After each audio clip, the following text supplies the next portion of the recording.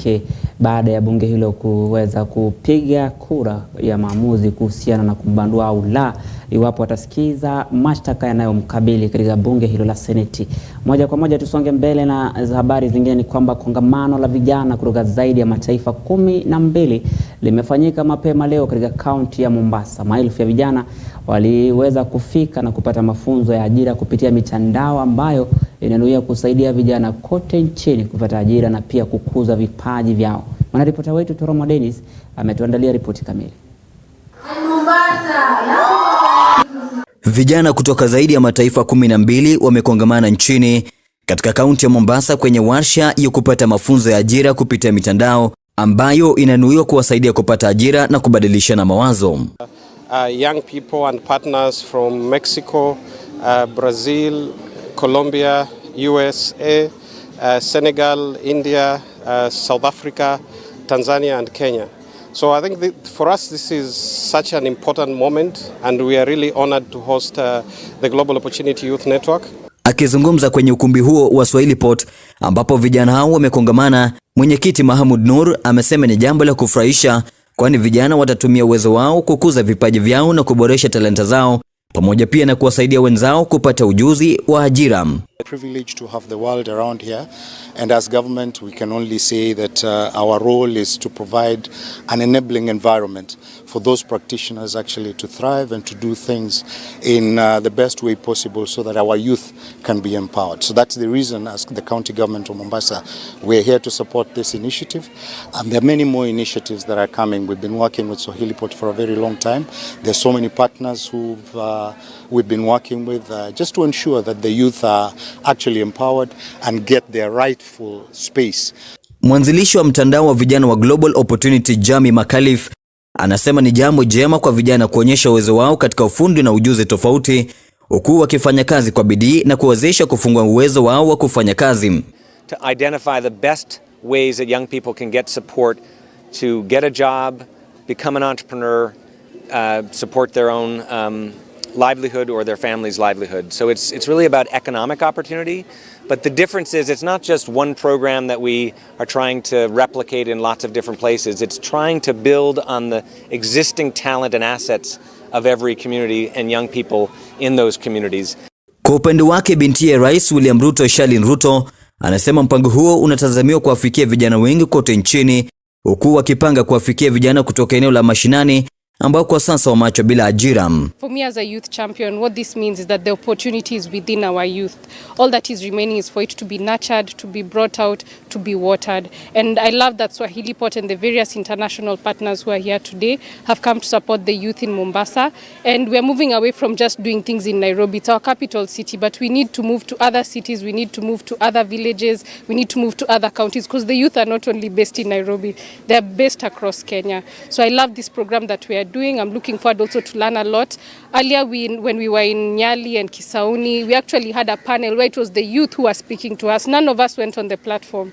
The youth spoke to us, they told us about their initiatives, what they are doing, how we can support them, and that's truly how we can begin to support our young people by stopping, talking to them and allowing them to talk to us. Toromo Dennis, runinga ya EBN. Na shukran Dennis Toromo kwa ripota hilo ambalo umetuandalia. Mtazamaji, kama unavyoona ripoti hilo ni kwamba vijana wamekongamana mjini Mombasa kwa halmashauri kwa warsha ya kuweza kupata ujuzi wa mitandao, kupata ajira nchini na kimataifa. Na kusonga mbele, katibu wa baraza la mawaziri wa mazingira Soipan Tuya ametoa wito kwa Wakenya kununua miche ya kupanda wakati wa likizo ya siku ya kitaifa ya kupanda miti Jumatatu ijayo Novemba. Tuya anasema serikali imepanga kupanda miche milioni 100 wakati wa tukio hilo la kitaifa litakaloongozwa na Rais William Ruto kata ya Makueni. Hayo yakijiri, huduma ya misitu nchini KFS kwa ushirikiano wa mamlaka ya kitaifa ya barabara kuu KENHA na chama cha jamii ya kulinda misitu CFA walipanda zaidi ya miche 25,000 katika msitu wa Kinale huko Kiambu Jumatano hii leo, na kabla ya siku ya kitaifa ya ukuzaji miti Jumatatu. KFS ilitaja hafla hiyo kama mazoezi ya maandalizi kabla ya hafla ya Jumatatu ambayo imeandaliwa. On trees each year. I want to persuade Kenyans, please take the initiative, including you guys of the media. just buy 2-3 seedlings or 5. It's not too much to ask. Kenyans have the opportunity to even, you can choose where to go and plant your trees. You can travel up country from Friday evening, do tree planting on Saturday, Sunday, Monday, and then come back to Nairobi. So we are doing tree planting or tree growing within this area, this Canary Forest, compartment 2. And what we have done today is that we have planted over 24,500 seedlings, tree seedlings within this belt. Part of it we have planted along the highway, whereby we have the Kenya National Highways Authority will plant 2 million trees over a period of 5 years, which translates to around 400,000 trees per year. And now we have started the process. It has been ongoing. However, now we want to take it to another level, and that is the reason why we could not even wait until maybe Monday when we start the process. So we have started and we have partnered very well with. Na tukisalia kwenye upandaji miti, matayarisho ya siku ya upanzi wa miti ambayo itakayoongozwa na Rais William Ruto Jumatatu ijayo yanaendelea kupamba moto katika eneo la Kiu, kaunti ndogo ya Makindu, kaunti ya Makueni, ambapo waziri wa mazingira Soipantuya alisema serikali inapania kupanda miti milioni 500 siku hiyo.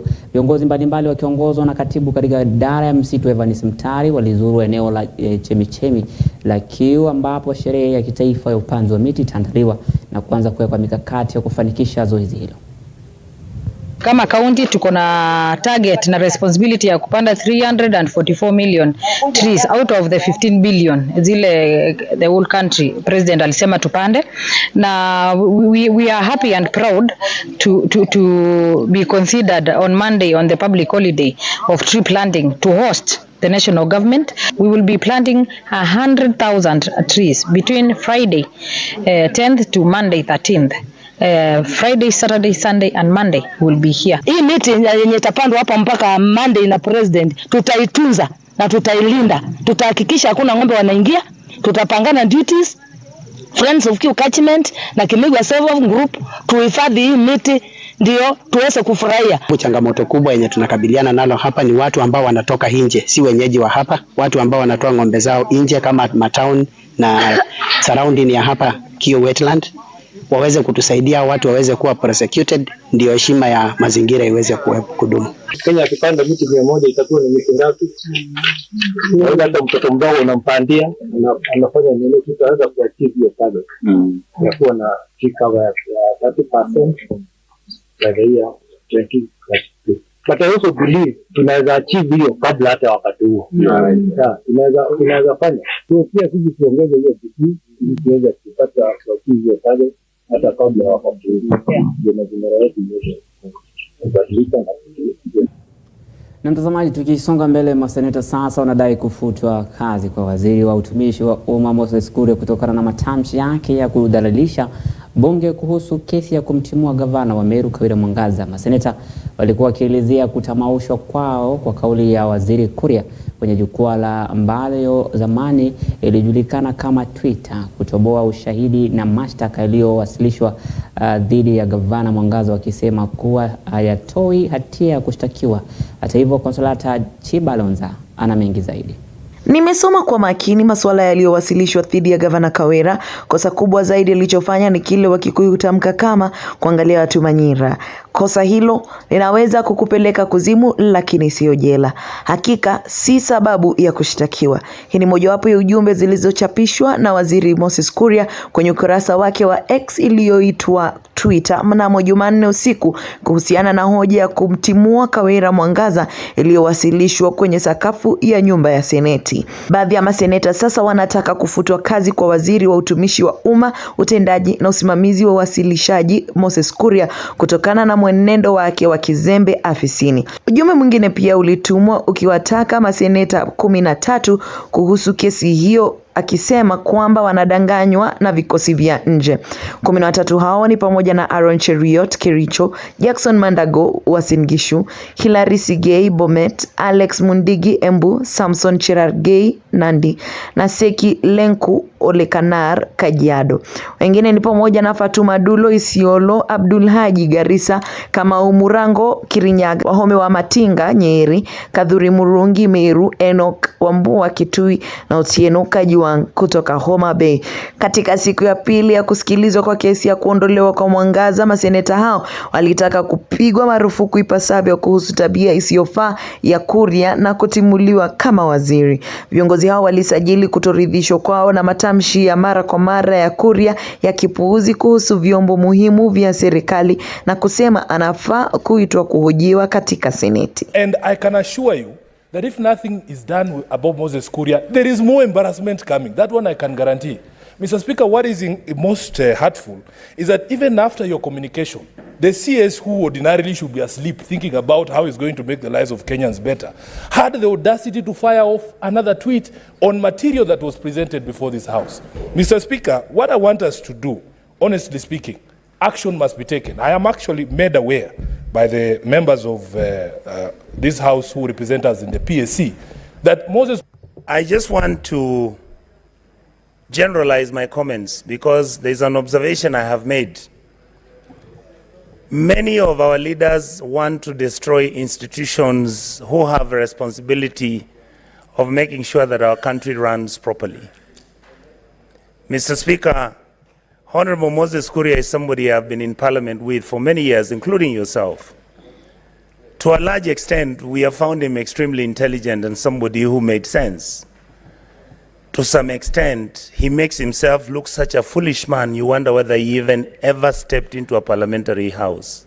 I don't think that such conduct should just be reprimanded and left at that. Mr. Speaker, I want to urge you that this particular cabinet secretary who uses social media to disparage the House, to refer to matters before the House, to speak of the House in a manner that is extremely demeaning, that this particular person be summoned to appear before the House and to be summoned to substantiate those claims that he has made. Because, Mr. Speaker, those kind of utterances have got the effect of belittling this House and taking away any credibility this House would have in future impeachment.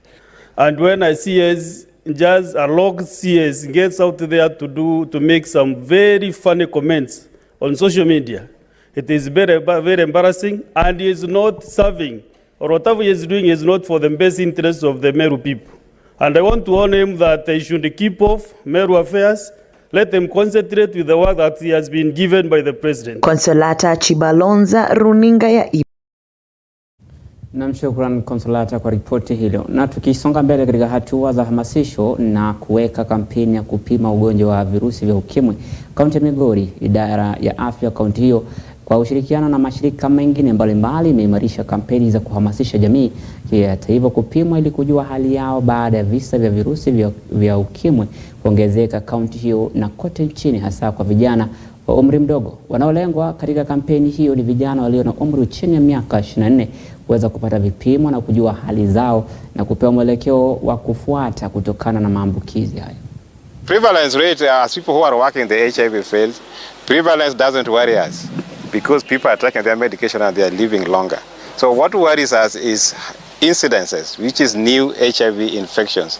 So when we find this rising, then we need to look at our intervention and see how can we tweak our interventions to address the situation. We want the community health promoters to help us talking about HIV prevention in their communities. They've been talking about other interventions, but HIV, they are not really focusing on the same. So this time round, we want community health promoters to continue talking about HIV prevention in Migori County so that together we can fight HIV.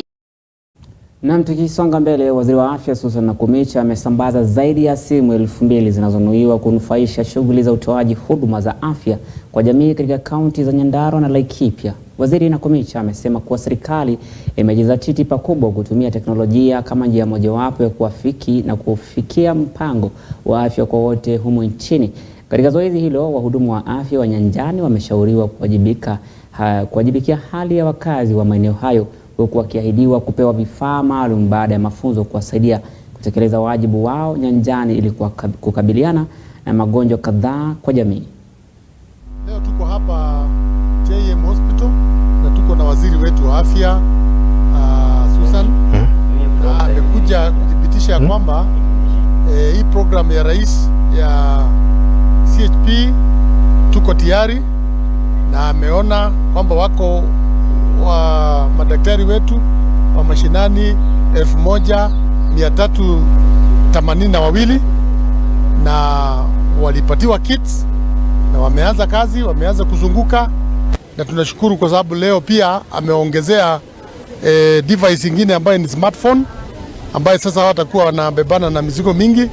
Kwa hivyo tunamshukuru kwa sababu ya kufika na kupatia hawa madaktari wetu motivation. His Excellency the President launched the kits. He also launched the CHP program officially on 20th of Mashujaa. So today I came to see, did Nyandarua do the same? And we have the CHPs in Nyandarua. And I have confirmed that they are here. And we have today we have also delivered the gadgets that we had promised that each CHP will have a gadget. And for Kenyans to know that these gadgets are locally assembled, made in Kenya, for Kenyans. So that is what we have also delivered today. Before the rains began, we had a multi-agency, multi-ministerial committee that was chaired by His Excellency the Deputy President, and each ministry gave its plan on what it is doing to ensure that it's able to take care of such scenarios. As a Ministry of Health, we have ramped up our supplies for waterborne diseases. You know, we are likely to have cholera, we are likely to have some dysentery and all that. We have ramped up our supplies. But equally this month, actually we are supposed to do it tomorrow, but we have carried it forward. We are going to launch our mass mosquito net distribution, long-lasting treated mosquito nets. We are launching in the next one. Na mtazamaji, tukisonga mbele, wingu la simanzi limetanda katika bunge la kaunti ya Turkana baada ya mwakilishi wadi wa eneo la Lake Zone Michael Egilian kufariki dunia katika hospitali ya St. Luke's mjini Eldoret. Speaker wa bunge la kaunti hiyo Christopher Nakuleu amesema kuwa marehemu alifariki dunia baada ya kuugua ugonjwa wa saratani kwa muda mrefu. Marehemu Egilian ametajwa kuwa mtu aliyependa kuhudumia kila mmoja kwa usawa bila mapendeleo ya aina yoyote. Amewahi kuhudumu kuwa chifu hadi akastaafu, kisha akawa mwenyekiti wa hazina ya ustawishaji maendeleo ya eneo bunge la Turkana Kaskazini kwa miaka 10 kabla kuchaguliwa kuwa mwakilishi wadi mwaka 2022. Na siku ya leo assembly yetu ni giza, wanaona giza juu ya yule mwenzetu ambaye ni Michael Egilian. Michael Egilian amekuwa mzee ambaye huwa anatupatia mawaidha hata wakati ngumu, huwa anatupatia mawaidha kwamba ni kawaida binadamu kupatikana kwa shida. Amekuwa ndio yeye anatuongoza, anatupa advice, mambo yanapoenda mrama, mambo yanapohitilafiana bungeni, yeye amekuwa msehe mchapakazi ambaye sisi kama MCAs wachanga ambao labda tumekuja kwa mara ya kwanza bungeni, tumempoteza kiongozi. Haitakuwa jambo rahisi kumsahau kwa sababu ni kiongozi aliyesimama na mambo ya Waturkana. I wish to take this opportunity to inform the general public and the people of Turkana County, as well as the Lake Zone ward of Turkana North, about the demise of member of County Assembly for Lake Zone ward, Honorable Michael Egilian Akwar. Michael Egilian Akwar has been struggling for some time with esophageal cancer. He underwent operations some 3 months ago, which operation went on successfully, but thereafter there was a sudden. Mtazamaji, ni hatu kwa sasa tuliokuandalia majira ya saa 1 mwendo wa saa 3 tutarejelewa na mengi zaidi pamoja na spoti na Dika Sami. Usende mbali. Jina langu ni Emmanuel Mara na kutakia utazamaji mwema.